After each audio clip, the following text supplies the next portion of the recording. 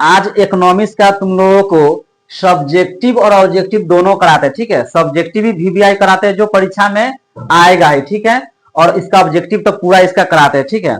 तो पहले देखो इसका पहला प्रश्न है इसका, पूंजीवादी अर्थव्यवस्था किसे कहते हैं। तो पूंजीवादी अर्थव्यवस्था का अर्थ क्या होता है। अर्थव्यवस्था तीन को होता है, समाजवादी, पूंजीवादी और मिश्रित। तो पूंजीवादी का अर्थ होता है उत्पादन के साधनों पर, ठीक है, निजी व्यक्तियों का अधिकार होता है। जैसे क्या हो जाएगा, अमेरिका, मतलब आम लोगों का अधिकार होता है, मतलब किसे, ठीक है, उत्पादन के साधनों पर, मतलब किसका अधिकार होगा, निजी व्यक्ति का, मतलब आम लोगों का। जैसे क्या हो जाएगा, अमेरिका, ठीक है। इस तरह का वीडियो देखने के लिए आप चैनल को लाइक कर दे, कमेंट कर दे और सब्सक्राइब कर ही दे कि आगे वाला वीडियो आपको मिलता रहे, ठीक है। इसका दूसरा क्वेश्चन देखो, इसका दूसरा क्वेश्चन है वीवीआई समाजवादी अर्थव्यवस्था, ठीक है। समाजवादी अर्थव्यवस्था में क्या होता है, उत्पादन के साधनों पर सरकार का नियंत्रण होता है, समझ गया ना। उत्पादन के साधनों पर किसका नियंत्रण रहेगा, सरकार का, ठीक है। जैसे ही कौन देश हो जाएगा, जैसे कि रूस, वहां सरकार का ही सभी चीज पर अधिकार है। जैसे कि वहां उद्योग हो, फैक्ट्री हो, ठीक है, स्कूल हो, सब क्या है, सरकारी है, प्राइवेट नहीं है, समझ गया ना। तो समाजवादी अर्थव्यवस्था में होता है कि जहां उत्पादन के साधनों पर सब कुछ पर सरकार का नियंत्रण होता है। ये सब कुछ होगा, सब किसका क्या होगा, सरकारी होगा, ठीक है। अगला क्वेश्चन क्या कर रहा है, देखो तीसरा क्वेश्चन कर रहा है मिश्रित अर्थव्यवस्था। तो मिश्रित अर्थव्यवस्था में क्या होता है, उत्पादन के साधनों पर सरकार और निजी व्यक्ति दोनों का अधिकार। तो मिश्रित मतलब दोनों का मिक्स, ठीक है। समाजवादी में बतलाया सरकार के, पूंजीवादी में आम लोगों का, निजी लोगों का, और मिश्रित में क्या हो जाएगा, दोनों का, मतलब दोनों का अधिकार होगा। जो भी यहां देखता है भारत मिश्रित अर्थव्यवस्था देश है, समझ गया। जैसे भारत, यहाँ सरकारी भी होता है स्कूल, प्राइवेट स्कूल, ठीक है, सरकारी कंपनी, प्राइवेट कंपनी, ठीक है, दोनों होता है, यहाँ एक नहीं होता, समझ गया। तो क्या होता है मिश्रित में, मिश्रित अर्थव्यवस्था में दोनों का अधिकार, सरकार और निजी व्यक्ति दोनों का अधिकार होता है। कोई दिक्कत इसमें देखो अगला क्वेश्चन इसको क्या कह रहा है, आय से आप क्या समझते हैं ना, कर रहा है। तो आय का अर्थ क्या होता है, कमाना। क्या होता है, कमाना। देखो जब कोई व्यक्ति शारीरिक अथवा मानसिक कार्य करता है और उसके बदले में जो उसे वेतन मिलता है, मतलब पैसा मिलता है, ठीक है, उसको क्या कहेंगे, आय। जैसे शारीरिक मतलब क्या, ये मेहनत करके, ठीक है, शारीरिक जोड़। अब मानसिक मतलब दिमाग, जैसे हम तुम लोग को पढ़ा रहे तो मानसिक हुआ, मतलब दिमाग से पढ़ा रहे हैं। अब कोई व्यक्ति लेबर में काम कर रहा है, मजदूरी कर रहा है, तो क्या होगा, वो शारीरिक हुआ। उसके बदले में हो सकता है लेबर में काम करता है, उसको डेली पैसा मिलता है। जो टीचर हुआ कोई सरकारी, उसको क्या मिलेगा, महीना में पैसा मिलेगा। तो सब आय में आता है, चाहे महीना मिले चाहे प्रतिदिन मिले, ठीक है। तो आय का अर्थ क्या होता है, शारीरिक अथवा मानसिक कार्य करने पर जो उसे पैसा मिलता है, वेतन मिलता है, उसको क्या कहेंगे, आय, समझ गया। अगला क्वेश्चन इसको देखो, अगला क्वेश्चन क्या कहा इसका, सकल घरेलू उत्पाद से आप क्या समझते हैं। तो सकल घरेलू उत्पाद का क्या अर्थ होता है, इसको ना जीडीपी भी कहते हैं, जीडीपी, ग्रोस डोमेस्टिक प्रोडक्ट, ठीक है। तो इसको क्या कहें, जीडीपी। तो सकल घरेलू उत्पाद का क्या अर्थ होता है, किसी देश में दिए गए वर्ष में वस्तु और सेवाओं की जो कुल मात्रा उत्पादित होती है, तो एक वर्ष में जो भी सेवा और वस्तु का जो मात्रा उत्पादित होगा उसे क्या कहेंगे, सकल घरेलू उत्पाद। जैसे कि तुम 2015 का लो, 2015 में भारत में हुआ 60 लाख करोड़ टन का उत्पादन हुआ होगा, ठीक है, वस्तु और सेवा दोनों से। तो समझ गया ना, जीडीपी, इसको कहेंगे, इसको सकल घरेलू उत्पाद, समझ गया। अगला क्वेश्चन इसका देखो, अगला क्वेश्चन कह रहा है वस्तु विनिमय क्या है। तो वस्तु विनिमय का अर्थ क्या होता है कि जब मुद्रा का आविष्कार नहीं हुआ था उससे पहले वस्तु विनिमय से ही काम होता था, ठीक है। तो वस्तु विनिमय का अर्थ होता है कि वस्तु के बदले वस्तु का लेन देन, ठीक है। जैसे एक वस्तु के बदले दूसरी वस्तु का लेन देन। जैसे हम किसी को गेहूं देंगे तो उसके बदले क्या लेंगे, चावल। तो प्राचीन समय में ऐसी होता था, प्राचीन समय में क्या होता था, ऐसे ही होता था कि गेहूं दे दिया, चावल ले लिया, भैंसी दे दिया तो गाय ले लिया, ठीक है। तो वस्तु से वस्तु का होता था लेन देन। पहले तो पैसा बना नहीं था, रुपया नहीं बनता, वस्तु से वस्तु ही होता। अभी भी गांव भर में ऐसी होता है, नहीं होता है, चावल दे देगा तो कहेगा तुम्हारे पास गेहूं है तो वो ले लेगा, ठीक है, समझ गया ना। अगला क्वेश्चन इसका देखो, स्वयं सहायता समूह से आप क्या समझते हैं, ठीक है, ये क्वेश्चन 2012 में ही पूछा था, ठीक है। तो स्वयं सहायता समूह का क्या अर्थ होता है कि गांव में नहीं देखता कि महिलाओं का समूह जो बैठक, जो समूह बना के, मतलब उसमें पैसा जमा करता है और जरूरत पड़ने पर उसमें से पैसा निकाल के अपना काम को पूरा करता है। जैसे कोई जरूरत पड़ने पर, घर में शादी हो, विवाह हो, कोई घटना घट गया, ठीक है। तो स्वयं सहायता समूह का क्या अर्थ होता है, महिलाओं का ऐसा समूह जो परिवार से कुछ पैसे बचाकर उस संस्था में जमा करती है और जरूरत पड़ने पर उसमें से पैसा निकाल के अपनी जरूरतों को क्या करती है, पूरा करती है, समझ गया। स्वयं सहायता समूह मतलब महिलाओं का यह समूह होता है, ठीक है, जिसमें अपना पैसा जमा करके काम करेगा, उसको जब मौका मिलेगा तो अपना काम करेगा, जरूरत पड़ेगा तो, ठीक है।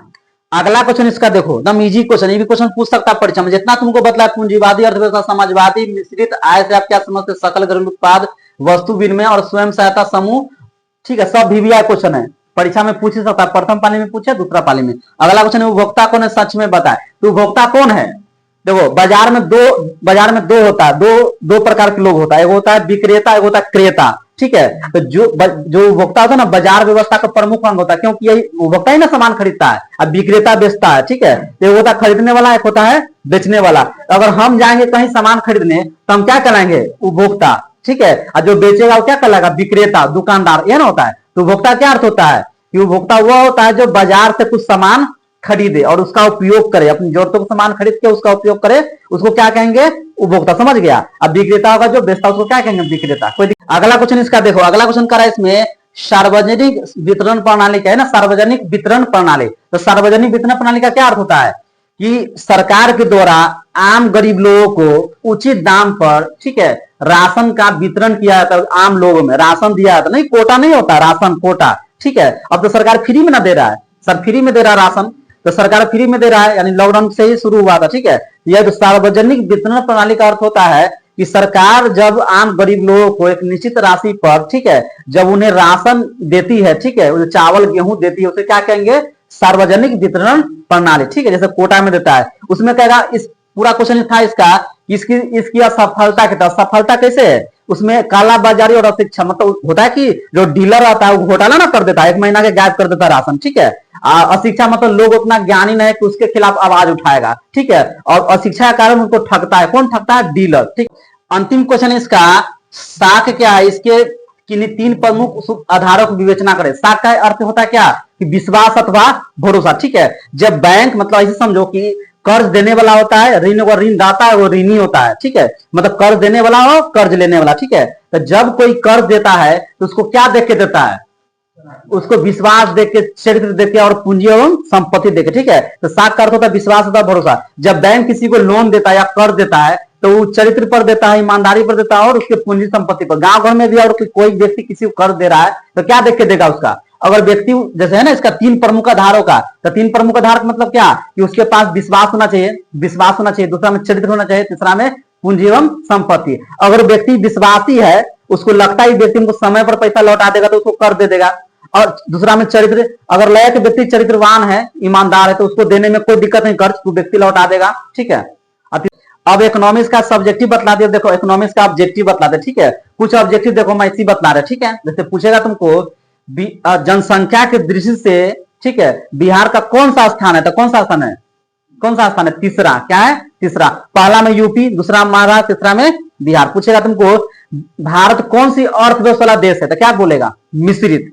पूछेगा तुमको पूंजीवादी अर्थव्यवस्था वाला देश का एक उदाहरण दे, तो कौन हो जाएगा, अमेरिका। समाजवादी वाला देश का एक उदाहरण दे, क्या हो जाएगा, रूस, ठीक है।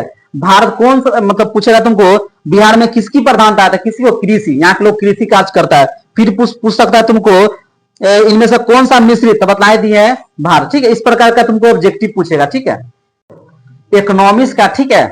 इकोनॉमिक्स का आज तुम लोगों को सब्जेक्टिव बतला दिया, आज तुम लोग को ऑब्जेक्टिव बतला दिया, ठीक है, जितना ऑब्जेक्टिव कवर हो जाए, ठीक है। और तुमको ऑब्जेक्टिव अगर सही रहता है परीक्षा में तुमको नंबर अपने, क्योंकि सब्जेक्टिव तो सब पढ़े ही अधिकतर, सब्जेक्टिव में गलती नहीं हुआ, दिक्कत होता है बच्चा लोग को ऑब्जेक्टिव में। इसका ऑब्जेक्टिव एकदम इजी होता है इकोनॉमिक्स का, ठीक है, समझ लेगा पूरा याद हो जाए, कुछ कोई जरूरत नहीं रटने का, ठीक है। जैसे हम तुम लोग कुछ बतला दे, ठीक है। देखो पहला इसमें कह रहा है, पहला चैप्टर अर्थव्यवस्था एवं इसके विकास का इतिहास। पहला इसका ऑब्जेक्टिव कर रहा है बिहार में किसकी प्रधानता है, तो किसकी, तो कृषि की, किसकी, मतलब यहाँ के लोग ना, ऐसे तुमको सब्जेक्टिव बताते चलेंगे, समझाते चलेंगे, ऑब्जेक्टिव समझ के याद करेगा ना तो जल्द याद हो जाएगा, ठीक है। तो बिहार के लोग ना अधिकतर मात्रा में क्या करता है, कृषि। क्या ला, यहाँ फैक्ट्री उक्ट्री नहीं है, कंपनी नहीं, तो कृषि ना करेगा, कृषि करेगा ना तो नौकरी करेगा, तो काम करेगा बाहर जाकर, तो फैक्ट्री में काम करेगा, कंपनी में काम करता है। तो बिहार के लोग देखता है, जो मुंबई रहता है, दिल्ली, गुजरात, कोलकाता, यहाँ रहता है, कहला यहाँ कंपनी फैक्ट्री नहीं है, तो यहाँ के लोग जब सबसे ज्यादा क्या करता है, कृषि, मतलब खेती का काम करता, समझ गया, कोई दिक्कत इसमें। आगे देखो बिहार के विकास में सबसे बड़ी बाधा क्या है, तो सबसे बड़ी बाधा क्या है, बाढ़, क्योंकि यहाँ हर साल बाढ़ आता है, जब जब बारिश का मौसम आता है बाढ़ ना आता है, बाढ़ आता है तब कैसे विकास करेगा, रोड रह जाता है, घर टूट जाता है, रोड बनता है, रोड रह जाता है। सबसे ज्यादा उत्तर बिहार में बाढ़ आता है, जैसे पश्चिमी चंपारण, पूर्वी चंपारण, मुजफ्फरपुर, ठीक है, इस सब में आता है, ठीक है। आगे देखो बिहार में विभाजन के पश्चात कौन सा उद्योग रह गया? तो कौन सा उधर? चीनी उद्योग। मात्र बिहार में रह गया था चीनी उद्योग, वो भी तुमको बंदे हो गया। अधिकतर जगह के चीनी उद्योग क्या है? बंद ही है। समझ गया ना? चीनी उद्योग ही रह गया था। ठीक है, आगे देखो।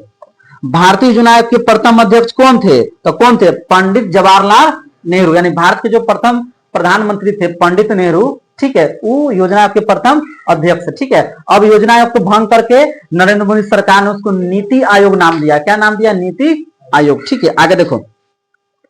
बिहार में जीवन यापन का मुख्य साधन क्या है? तो जीवन यापन क्या है? कृषि। तो जस्ट बताया कि यहाँ के लोग कृषि पर निर्भर है और खेती करके अपना जीवन यापन कर रहा है। ठीक है, तो ऑब्जेक्टिव तुम समझ के याद करो, ऑब्जेक्टिव पर चर्चा करो, तब तुमको दिक्कत नहीं होगा। ठीक है, फिर आगे देखो। भारत की आर्थिक व्यवस्था है तो क्या है? मिश्रित। बतलाए ना, मिश्रित में क्या होता है? इसमें सरकार और निजी व्यक्ति दोनों का अधिकार होता है, उत्पादन के साधनों पर दोनों का अधिकार होता है। ठीक है, आगे देखो। 2011 की जनगणना के अनुसार भारत की आबादी कितनी थी? तो कितना था? 121 करोड़। ठीक है, 121 करोड़ था 2011 की जनगणना के अनुसार। अब तो लगभग 140 करोड़ के लगभग में हुआ भारत की जनसंख्या। ठीक है, अब जनगणना होगा तब पूरा डाटा इसका आता है। ठीक है, किस क्षेत्र को द्वितीय क्षेत्र कहा जाता है? तो विद्युत को, मतलब विद्युत को होता है ना, प्राथमिक क्षेत्र में कृषि।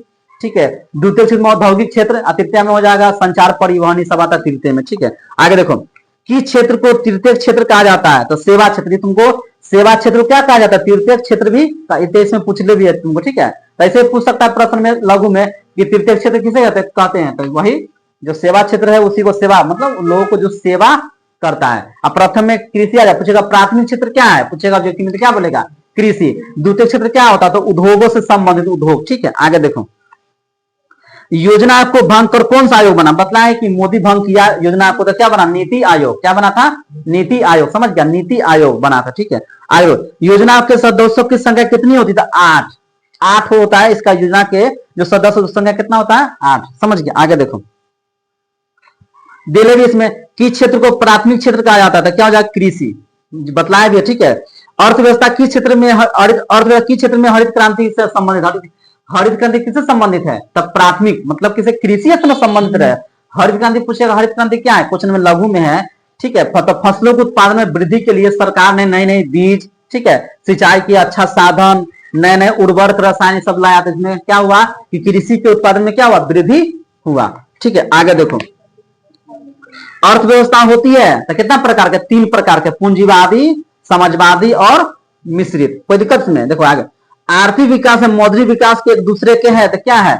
आर्थिक विकास और मौद्रिक क्या है? एक दूसरे के पूरक है। पूरक मतलब एक दूसरे के निर्भर है। ठीक है, पूरक में निर्भर होता है। ठीक है, ये तो बताई थी। मनरेगा शुरू हुई थी तो कहां से? मनरेगा जो गांव घर में नहीं देखता है कि जो खेत में, मतलब किसी सरकार द्वारा माटी मिट्टी खन खन के अपना रोजगार चलवा देता, पोखर खन देगा रोड भरने के लिए। ठीक है, रोड साइड की मिट्टी काटता है। तो मनरेगा कहां शुरू होता? आंध्र प्रदेश से। कहां शुरू हुआ था?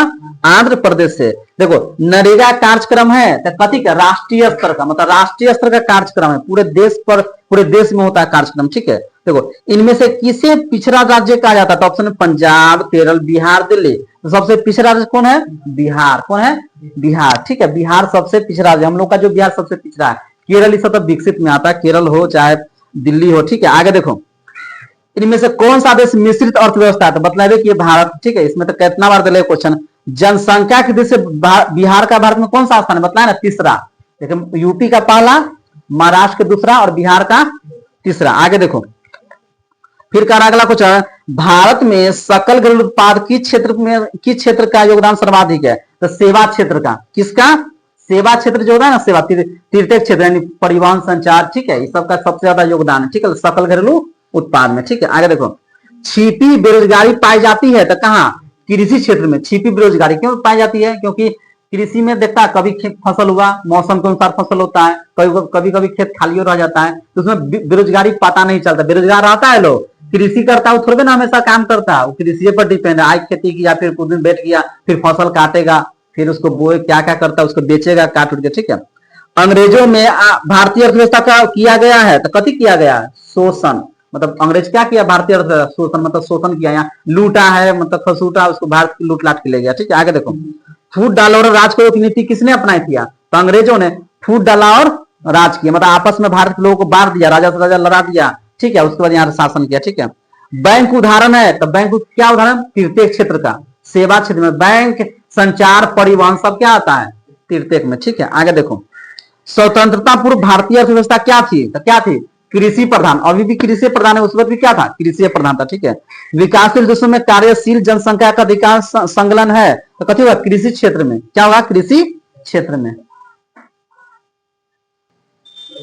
देखो पहला चैप्टर का ऑब्जेक्टिव बतला दिए हैं, अर्थव्यवस्था में इसके विकास कहते हैं। दूसरा चैप्टर के राज्य एवं राष्ट्र की आय। ठीक है, इसका ऑब्जेक्टिव देख लो। ठीक है, देखो इसका ऑब्जेक्टिव का इसका कुछ कुछ सब्जेक्टिव बतलाते चलेंगे जो हमको लगेगा VBI। ठीक है, आगे देखो कहा इसमें राष्ट्रीय आय की गणना की विधि है, तो सभी होगा। क्या होगा? सभी। उत्पादन गणना की विधि, मूल्य योग की विधि और व्यवसायिक गणना की, तीनों होगा, मतलब सभी आंसर होगा। ठीक है, आगे देखो राष्ट्रीय आय की मापनिक उत्पादन एवं आय की गणना विधि आर्थिक दृष्टिकोण से है, तो क्या होगा? इनमें से सभी। ठीक है, इनमें सभी हो जाएगा।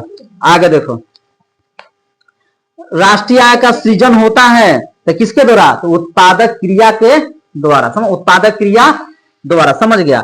आगे देखो राष्ट्रीय आय की गणना में शामिल है तो क्या हो जाएगा? तीनों। केवल सकल घरेलू उत्पादन, केवल सकल राष्ट्रीय उत्पादन, तीनों हो जाएगा, मतलब तीनों हो जाएगा। ठीक है, उसके बाद जितना इसमें देले है तुम लोगों को, जितना कि सन 2005-6 में अनुसार भारत की औसत आय, ये सब तुमको, ठीक है, ये सब कुछ कुछ बतला देते। ठीक है, आगे देखो कल 2005-6 में बिहार का प्रति व्यक्ति आय कितनी थी? तो कितनी थी? 7875। हालांकि सब पूछेगा नहीं, इस ऑब्जेक्टिव नहीं पूछता कभी, फिर भी देले इसमें। ठीक, कभी नहीं पूछता है सब। ठीक है, देखो इस टाइप का ऑब्जेक्टिव पूछेगा। बिहार की अर्थव्यवस्था के प्राथमिक क्षेत्र के मुख्य अंग है, तो बतलेबे कि कृषि होता है। प्राथमिक अंग क्या है? सबसे इंपोर्टेंट क्या है? कृषि। ठीक, आगे देखो बिहार के किस जिले की प्रति व्यक्ति आय सबसे कम है? तो सबसे कम कहाँ है? शिवहर के। शिवहर जिला जो बगले में मुजफ्फरपुर का, वहां का सबसे कम है प्रति व्यक्ति आय। ठीक है, प्रति व्यक्ति तुम लोग के पढ़े है। प्रति व्यक्ति मतलब क्या होता है? राष्ट्र की कुल जनसंख्या से, ठीक है, कुल आमदनी से मतलब भाग देने पर जो निकलता है उसे क्या कहते हैं? राष्ट्रीय प्रति व्यक्ति आय। ठीक है, आगे देखो दादा बनवाला जी सर्वप्रथम राष्ट्रीय गणना का अनुमान कब लगाया था? कब लगा था? 1893 में। कब लगा था? 1893। ठीक है, उत्पादन गणना पद्धति का प्रयोग सर्वप्रथम किस देश में किया गया था? तो किस देश में? ब्रिटेन में। सबसे पहले उत्पादन की गणना मतलब कहाँ किया गया था? ब्रिटेन में। ठीक है, देखो श्रम का परिश्रमिक है तो क्या होगा? मजदूरी। श्रम मतलब मेहनत, जब हम करेंगे उसको मेहनत करेंगे तो मजदूरी में ना आएगा। ठीक है, आगे देखो पूंजी का परिश्रमिक है तो क्या होगा? ब्याज। पूंजी मतलब ब्याज से संबंधित है। ठीक है, हम किसी को पैसा देंगे तो ब्याज पर देता है लोग। ठीक है, आगे देखो भूमि का परिश्रमिक है तो क्या होगा? लगान। लगान, जैसे भूमि में ना पहले लगान लेता था, कर लेता था। ठीक है, पहले लगान लेता था, पहले अंग्रेज सब लगान लेता था भूमि में। ठीक है, आगे देखो विकसित राज्यों में ऊंची होती है तो कथी? जो भी राज्य विकसित होगा, जैसे कि महाराष्ट्र है, गुजरात है, ठीक है, आंध्रा है, कर्नाटक, माना प्रति व्यक्ति आय बहुत होगा। ठीक है, कि एक लोगों पर कितना पैसा पड़ता है। ठीक है, प्रति व्यक्ति आय करता है, एक लोग कितना कमाता है। ठीक है, आगे देखो उत्पादन एवं आय गणना के विधि आर्थिक दृष्टिकोण से है तो क्या होगा? उपयुक्त तीनों। तीनों होगा। क्या हो जाएगा? तीनों। ठीक है, फिर आगे देख लो दुआ निम्नाकिन में कौन हमारे रहन सहन के स्तर को प्रभावित करता है? तो प्रति व्यक्ति आय। जैसे तुम्हारा प्रति व्यक्ति आय अच्छा रहेगा ना, तुम अपना रहन सहन सुधार सकता है। जैसे बिहार पिछड़ा राज्य कहला है कि यहाँ के लोग ना कम कमाई करता है, यहाँ के लोगों पर कम पैसा पड़ता है, इसलिए यहाँ के लोग का रहन सहन उतना स्टैंडर्ड में नहीं है। ठीक है, तो प्रति व्यक्ति आय किसको अति करता है? मतलब तुम्हारा रहन सहन को प्रभावित करता है। ठीक है, ठीक है, आगे देखो तीसरा चैप्टर का ऑब्जेक्टिव देखो इसका। ठीक है, देखो यहाँ मुद्रा, बचत एवं साख। ठीक है, पहले कुछ सब्जेक्टिव भी समझ लो। मुद्रा की परीक्षा पूछेगा मुद्रा क्या है? तो मुद्रा क्या है? मुद्रा वह वस्तु है जिस पर पूरी दुनिया आश्रित है, जिसके बिना जीवन संभव नहीं है। ठीक है, बचत का अर्थ होता है कि जब कोई व्यक्ति जितना कमाता है, खर्च करने के बाद जो बचता है उसे क्या कहेंगे? बचत। आगे देखो साख। साख तो बतलाए हैं, साख का अर्थ होता है विश्वास अथवा भरोसा। जब कोई व्यक्ति किसी को ऋण देता है, कर देता है, तो उसका ईमानदारी देख के देता है, चरित्र देख के देता है और पूंजी संपत्ति देख के देता है। क्लियर? देखो इसका ऑब्जेक्टिव देख लो। मुद्रा का प्राथमिक कार्य कौन सा है? तो वस्तु विनिमय का माध्यम। मुद्रा से हम क्या करते हैं? वस्तु को कीनते हैं, खरीदते हैं ना, करते हैं। हम दुकान जाएंगे तब मुद्रा देंगे तब ना सामान देगा वो। आगे देखो मुद्रा का प्राचीनतम रूप है तो क्या था? वस्तु मुद्रा। क्या था? वस्तु मुद्रा। वस्तु से वस्तु का लेन देन मतलब वस्तु विनिमय। बतलाए हैं कि वस्तु को बदलो वस्तु का लेन देन वस्तु विनिमय कहलाती है। ठीक है, आगे देखो मुद्रा ने साख प्रणाली को कैसा बनाया है? तो संभव। मुद्रा ने साख मतलब हम पहले तो वस्तु किसी को नहीं देता था जल्दी, किसी को कैसे सहेज कर रखता, बहुत समस्या था। लेकिन अब पैसा हम किसी को कर दे सकता, बैंक भी दे सकता, पहले वस्तु थोड़ी ना देता था जल्दी। देखो मुद्रा के अच्छा डेडेस है तो सेवक। इसका हम लाइन से बता रहा ऑब्जेक्टिव। ठीक है, क्या है मुद्रा का अच्छा? क्या है? सेवक। क्या है? सेवक। ठीक है, देखो किस धातु का मुद्रा के रूप में सर्वाधिक प्रयोग हुआ है? तो चांदी और सोना का। किस हुआ है? चांदी और सोना का। ठीक है, आगे देखो, निम्नलिखित में कौन मुद्रा का कार्य नहीं है? तो उत्पादन। ठीक है, समझ गए। आगे देखो, हमारे देश में किस मुद्रा को वैधानिक मान्यता प्राप्त है? तो पत्र मुद्रा को वैधानिक मुद्रा प्राप्त है। ठीक है, देखो, विनिमय के कितने रूप होते? तो दो। विनिमय का रूप है तो कितना होता है? दो। एगो लेने वाला होता है, एगो देने वाला। ठीक है, पैसा तुम किसी को देगी और सामान तुम किसी से खरीदेगा। ठीक है, देखो, आधुनिक युग की प्रगति का श्रेय मुद्रा को यह कथन किसका है? तो मार्शल का। किसका है? मार्शल का। ठीक है, आगे देखो, साख एक पक्ष है तो किसका? आय का। किसका है? आय का। ठीक है, नहीं नहीं नहीं, साख एक पक्ष है किसका? गलत है। साख एक पक्ष हो जाएगा ऋण का। जब हम कर्ज देते हैं किसी को तो साख एक भरोसे पर नहीं देते, तो क्या हुआ? ऋण पर, कर्ज का। ठीक है, आगे देखो, इनमें कौन विधि ग्राह मुद्रा है? तो क्या हो जाएगा? 10 रुपए का नोट। क्या हो जाएगा? 10 रुपए का नोट। ठीक है, रूस की मुद्रा क्या है? तो रूबल। रूस की मुद्रा क्या है? रूबल। जैसे भारत की रुपया होता है ना, अमेरिका का डॉलर होता है। ठीक है, तो इस प्रकार रूस के क्या है? रूबल। ठीक है, नेपाल की मुद्रा का क्या नाम है? तो नेपाल की मुद्रा भी क्या? रुपये। जैसे भारत का रुपया होता है ना, जैसे बांग्लादेश का क्या है? टाका। क्या है? टाका। अपना है कि रुपया, अमेरिका का डॉलर। ठीक है, जब यूरोपीय देश में चला पौंड चलता, वहां क्या चलता? पौंड। ठीक है, आगे देखो, चेक एक प्रकार की मुद्रा है तो साख। क्या है? साख। समझ गया? चेक विश्वास पर देता है। ठीक है, चेक विश्वास लायक होता है। आगे देखो, एटीएम के द्वारा हम पैसे निकाल सकते हैं तो 24 घंटे। उसे 24 घंटे एटीएम खुला रहता है। ठीक है, तुम पैसा निकाल सकता। बैंक से तो नहीं निकाल सकता, चलो समय तो 4-5 बजे बंद हो जाता है। आपने 1 घंटा 7 घंटा ही बैंक खुलता है। आगे देखो, मनुष्य के आर्थिक जीवन में सबसे महत्वपूर्ण है तो क्या है? मुद्रा। क्या है? मुद्रा। ठीक है, आयो, भारत में कितने राष्ट्रीयकृत बैंक है? तो कितना हो जाएगा? 19। कितना है? 19 राष्ट्रीयकृत बैंक। कितना है? 19। इस प्रकार का प्रश्न पूछेगा, रिजर्व बैंक की स्थापना कब हुई? 1935 में। सभी बैंकों का बैंक कौन है? तो रिजर्व बैंक ऑफ इंडिया। ठीक, आरबीआई, जहां ठीक है नोटों का निर्गम होता है तो पैसा छपाता वहां। ठीक है, भारत में करेंसी नोट कौन जारी करता है? तो वही reserve bank of India. Currency note वही जारी करता है। ठीक है, आगे देखो, भारत में 1 रुपया का नोट कौन जारी करता है? तो वही भारतीय reserve bank, RBI, reserve bank of India. समझ गया? किसने कहा मुद्रा वह है जो मुद्रा का कार्य करती है? तो हार्टले विदर्स। कौन कहा था? Hartley withers. ठीक है, ठीक है, इसका 3 चैप्टर तो बतला दिया ऑब्जेक्टिव। ठीक है, तीनों का ये चैप्टर ना हमारे वित्तीय संस्था, इसका अगला दिन 4 को चैप्टर पर, इसका अगला दिन पढ़ा देंगे। ठीक है, ऑब्जेक्टिव।